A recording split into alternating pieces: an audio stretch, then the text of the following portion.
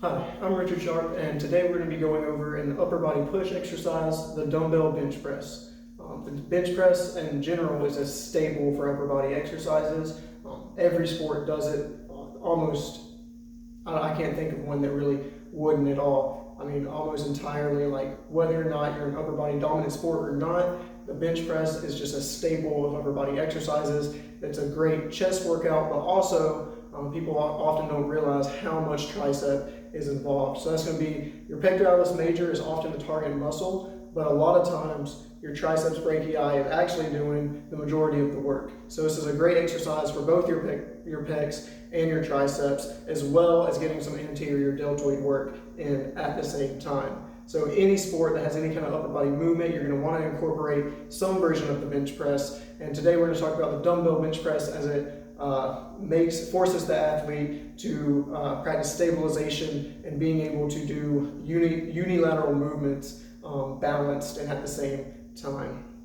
And so, as with any version of the bench press, we're gonna be doing a standard variation, so not a powerlifting bench press. You're gonna have 5 points of contact at all times, and that is both feet are gonna be on the ground. For a standard bench press, you're gonna want them to be flat on the ground. Your buttocks, or when laying down, it might be more of your hip, is going to be touching the bench at all times. And then the back of your shoulders and back is going to be touching the bench. And then your head is going to be touching the bench. And at no point should any of these points of contact come off. So at no point do you want to arch your back to where your hips come off. At no point do you want to move your head up so that your head comes off, or lift either of your feet. So there's 5 points of contact. Both feet, your butt, your back, and your head should be touching the bench, or for your feet the floor at all times. You want to keep your feet flat, you want to keep your back as straight as possible for a standard bench press.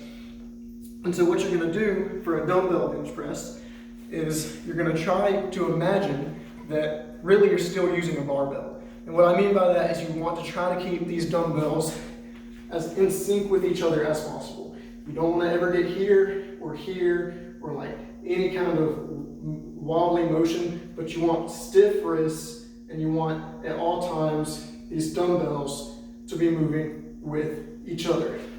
And so big things to look out for and big cues for when you're doing a bench press of any kind, including the dumbbell bench press, is you want to make sure you're not flaring your elbows, meaning you don't want a 90-degree angle from your body or your torso to your arm. That's going to put extra stress on your ligaments in your shoulder, and it's going to increase your risk for injury, as well as not target the muscles that you want to target as well. You want anywhere from like a 25-degree to maybe even 45-degree angle from your torso to your arm, not getting really anywhere near that 90-degree or less than 25 degrees. And so instead of going straight up and down with your barbell or dumbbell in this case, so I'll come from the side, instead of going straight up and down, you're actually going to be forced to go a little bit down because of that. So the bar path isn't going to be straight up and down, but it's going to be going a little bit forward on the lower motion and a little bit backwards when you're doing your press motion. The other thing you want to look out for is the depth that your elbows and shoulders go on that press. And so that means you don't want to go really below parallel. So once you get to like here, that is good for your press. Once you get going lower and you begin to hyperextend, you're increasing your risk for injury, and again, you're putting a lot of stress on those shoulders. So you're not going all the way here, but you want to get pretty much parallel, maybe a little bit below, and then come back up. And so those are all things you want to look out for. So to begin, always making sure that you have 5 points of contact. So you're going to lay down on the bench. You can start with your dumbbells like this. When you're ready to go, imagine you have a barbell to keep your wrists stiff and to keep your forearms parallel and to keep the dumbbells in line with each other. And so if you're starting from a top position, you're going to be right here. And when you lower the bar, remember, don't flare out your elbows. Instead, tuck them 25 degrees to 45 degrees, a little bit inwards. And you're going to stop right about here, being careful not to hyperextend. You don't want to get here where you're increasing your risk of injury as you get to a higher weight. And so then when you push, when you get to a safe distance right about here, you're going to push back up in one motion, making sure not to have too heavy a weight that you can't control it, or not to just be out of sync. You don't want to be here. You don't want to have limp wrists going like this or like this.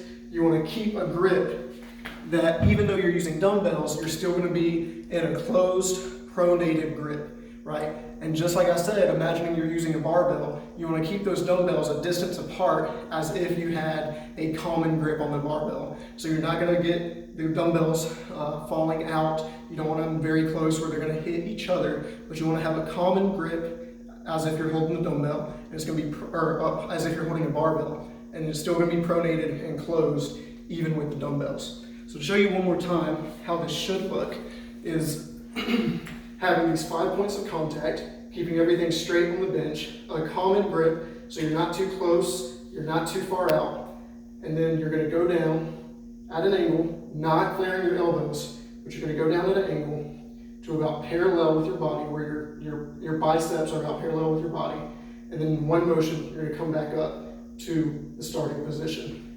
If you can avoid those common errors, and remember to keep the 5 points of contact, remember to keep a little bit of an angle, those are going to be the huge things to doing a correct dumbbell press. And once again, I think the biggest cue as far as having it being dumbbell and technically, even though you're doing both at the same time, there's a unilateral element to it, is imagining it's still bilateral. Imagining you're still holding onto a bar that's not going to let you twist, is not going to let you move like this, so that will force you, or at least help you, to not do that subconsciously when you're using dumbbells. Imagining you're still using that barbell will recruit those other stabilizing muscles in and around your anterior deltoids, tricep brachii, and pectoralis major.